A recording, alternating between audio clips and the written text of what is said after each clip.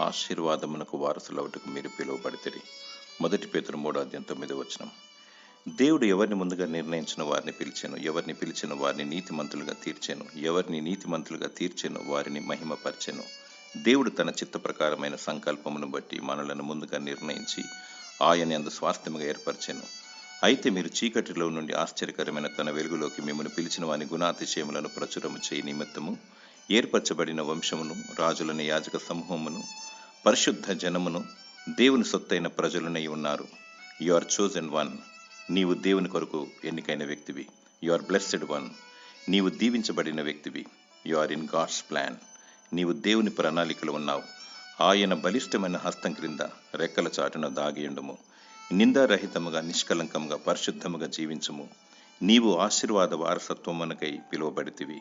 దేవుడు నిన్ను అంతం వరకు భద్రపరిచి ఆశీర్వదించునుగాక. ఆమేన్.